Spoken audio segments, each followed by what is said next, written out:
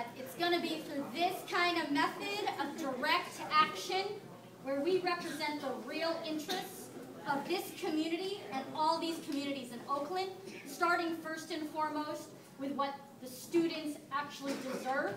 We are sick and tired of all the hypocrisy that comes from these school board members and from these administrators who everything they say and everything they try to, every excuse they use to justify their actions is always the exact opposite of what they claim they're going to do it for. So they say they're going to close schools in order to release more resources into the public schools in Oakland. Release it to who? Release it to the highest bidder. That's who they're talking about.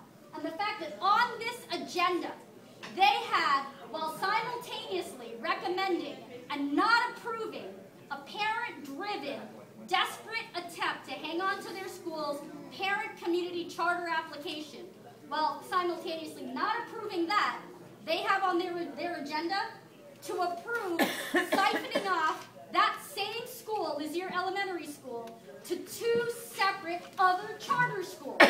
Probably those who they have business connections with, who they felt and knew they could rely on to continue to privatize in their whole big scheme of privatizing public education. And still on the agenda tonight, in addition to that, which is still up for the agenda, is the agenda item to lease off Santa Fe Elementary School to Emeryville School District. That is ridiculous. Clearly, Emeryville can tell that they could draw students at that school, and they know they're going to get not just Emeryville students there, but they will get Oakland students in North Oakland to do interdistrict transfer to go to that school that's right in Oakland. In Oakland. That's what's going to happen if they actually do this, if they approve it. How ridiculous and ludicrous is that? And if there was really some big division between the superintendent and his staff versus the school board, then we wouldn't even be in this situation.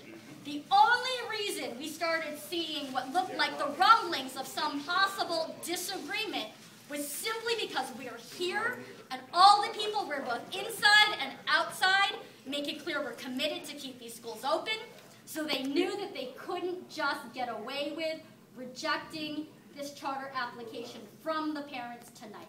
Well, that's ridiculous. People in Oakland are smarter than that. We are way more politically savvy than that. And as much as we would all like to believe that there's sincere sentiments or intentions coming from any of these people, we have heard it too much, too often, for too long. You can name them. Dennis Chaconis, Randolph Ward, what's his name? Colonel Tony Sanders, Smith. that guy? How many different school board members that have gone along with this? Bottom line, what happens from here on in is what we do and the kind of fight we make. And this has to be the beginning. This has to be the beginning of a shift in strategy and tactics. When's your next meeting? Because we've tried everything else. Our next meeting Your next organizing session. is going to be Saturday at 2 o'clock at Golden Gate Library. 4 o'clock? 2 o'clock. 2 o'clock. Community meeting around keeping the schools open. And we invite all young people to be part of our middle school and high school group that meets on Sundays at UC Berkeley at 3 o'clock. So let's definitely get your information. We got to keep organizing from here. And we've learned this. We learned it the hard way in New Orleans and in Washington, D.C. and in Detroit. People tried everything.